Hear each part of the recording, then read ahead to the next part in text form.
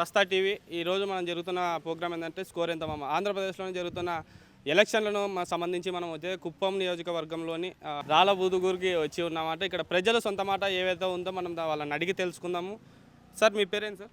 మా పేరు పాపన్న. మీరు ఎవరు మీకు ఎమ్మెల్యేగా ఉంటే ఎవరు గెలిస్తే మీకు మంచి పనులు జరుగుతాయి, ప్రజల్ని ఇక్కడ సైడు ఎవరు ఆదుకుంటారు, ఎవరైతే వస్తే బాగుంటుంది, మీ పిల్లలకి జాబులు కానీ ఇట్లాంటివి ఎవరు వస్తే బాగుంటుందని మీరు అనుకుంటున్నారు? సార్ ఇప్పుడు ఏం మాట అంటే ఆ రోజు నుండి చంద్రబాబు సార్ మాకు డెవలప్మెంట్ ఈ ఏరియాలో డెవలప్మెంట్ చేశారు. అదే కాకుండా పోతే ఇప్పుడున్న ప్రభుత్వం ఇన్ని రోజులుగా చేస్తూ ఉండేది ఇప్పుడు మాకు సహాయపూర్వకంగా చేసిన చంద్రబాబు సారు భవిష్యత్తు గురించి మా బిడ్డల కోసం ఆలోచించి ఆయన డెవలప్మెంట్ తీసుకుపోయే యోచనలో ఆయన ఉంటాడు. ఎవరిని తప్పు పట్టడం ఏమి కాదు. ఇప్పుడు వచ్చేసి జగన్మోహన్ రెడ్డి సార్ చేస్తూ ఉండేది ఇప్పుడుండే ప్రజలకి ఏదో అనుకూలం చేయాలనే దీంట్లో ఇప్పుడుండే ప్రజలకు చేస్తున్నారు. మా కోసం మా బిడ్డల భవిష్యత్తు కోసం కావాలంటే ఎక్కువగా చంద్రబాబుకి ఆ నాలెడ్జ్ పర్సన్ ఉంది. కాకుండా పోతే ఆయన ఏ విధంగా తీసుకోపోవాలనేసి ముందుకు సాగించే అవకాశాలు కూడా ఉన్నాయి. వైఎస్ఆర్ సంబంధించిన నాయకులు అయితేనేమి వాళ్ళు ఏమంటున్నారంటే కుప్పం నియోజకవర్గంలోనే ఎటువంటి డెవలప్మెంట్ చంద్రబాబు నాయుడు చేయలేదు, ఓన్లీ హైదరాబాద్లో ఇక్కడ గెలిచి హైదరాబాద్లో పోయి ఉంటున్నాడు అని చెప్పేసి వాళ్ళు అంటున్నారు అన్నమాట. మీ స్పందన ఏంటంటారు? మా స్పందన ఏమంటే ఎంతమంది వీళ్ళ మీద చెప్పుకుంటారో వాళ్ళు వచ్చి వాళ్ళ మీద చెప్పుకుంటారు. ఇక్కడ ఓటర్స్ అనేది చాలా పెద్దది. ఆ ఓటర్స్ అనేది చాలా వరకు చంద్రబాబు సార్కే వేయాలనేసి అందరూ అనుకుంటున్నారు. ఎవరి మనసులో ఎంతవరకు ఉందో అనుకుంటేది ఆ విధంగా ఉంది. ఎంతవరకు తీసుకుపోయేది అది ప్రజల ఇష్టం అండి.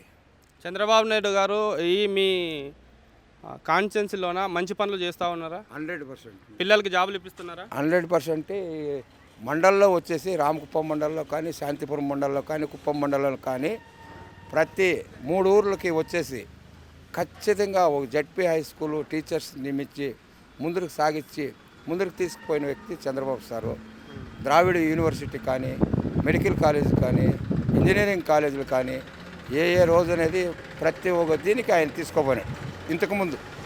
ఈసారి ఎవరు నెసిప్ ఎంత ఉంటుందో ఏమో ఆ నెసిప్ ప్రకారంగా ఎవరు ఈ కుప్పం నియోజకవర్గంలో డెవలప్మెంట్ చేస్తే నెక్స్ట్ భవిష్యత్తు వాళ్ళకు ఉంటుందండి. ఈసారి అయితే కొత్తగా మన వైసీపీ వాళ్ళు భరత్ కుమార్ గారిని నిలబెట్టడం జరిగింది. ఆయన ఒకవేళ గెలిస్తే పనులు ఇక్కడ చేయగలుగుతాడా, మీకు న్యాయం జరుగుతుందని మీరు అనుకుంటున్నారా? ఇప్పుడు భరత్ సార్ గారు ఉన్నారు. మీరు అడిగే ప్రశ్నకి అది ప్రజలు ఎన్నుకోబడితే కూడా ఆయన చేస్తారా చేయలేదనేది మా నిర్ణయం కాదండి. అది ఆయన గెలిచినా కూడా అది చేయాల్సిన బాధ్యత వాళ్ళ నిర్ణయం అండి.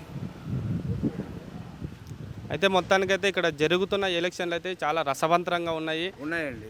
7 సార్లు ఆయన ఎవరి పోటీ లేకున్నట్ల గొప్ప మెజారిటీతో చంద్రబాబు నాయుడు గారు గెలవడం జరిగింది. ఈసారి కూడా గొప్ప మెజారిటీతో ఆయన గెలవబోతున్నాడు అంటారా మీరు? ఇప్పుడు నేను చెప్తా వినండి, కోపం చేసుకోకుండా. లేదండి, అక్కడ వాళ్ళు కోపం చేసుకోకూడదు, వైసీపీ వాళ్ళు. ఇక్కడ వచ్చేసి చంద్రబాబు సారు ఖచ్చితంగా ఆయనకి ఎక్కువగా ఉందండి.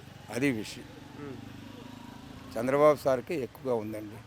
ఇప్పుడు భరత్ సార్ని మేము విమర్శించేదేమి కాదు, ఎక్కువగా చంద్రబాబు సార్కి ఉందండి.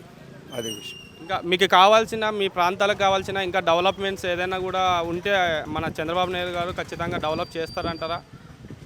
మాకల్లా అయితే 100% మాకు నమ్మకం ఉందండి. ఇప్పుడు మొత్తానికైతే మన ఆంధ్రప్రదేశ్లోన ఇప్పుడు తెలంగాణలో ఏ విధంగా ఉందో, కర్ణాటకలో ఏ విధంగా ఉందో చంద్రబాబు నాయుడు గారు కూడా మహిళలకి ఉచిత బస్సులు ఇస్తూ ఉన్నాము అని అంటున్నారు అనమాట. దానిపైన మీ స్పందన ఎంత ఉందండి? ఈరోజు కష్టపడి పనిచేస్తే ఆరోగ్యము బాగుంటుంది.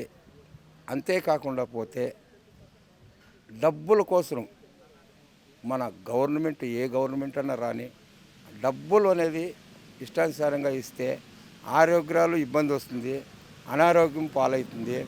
కాకపోతే ప్రజలు వచ్చేసిందనో కొంచెం నెగ్లిజెన్స్గా ఉండే అవకాశాలు కూడా ఎక్కువగా ఉంటాయి.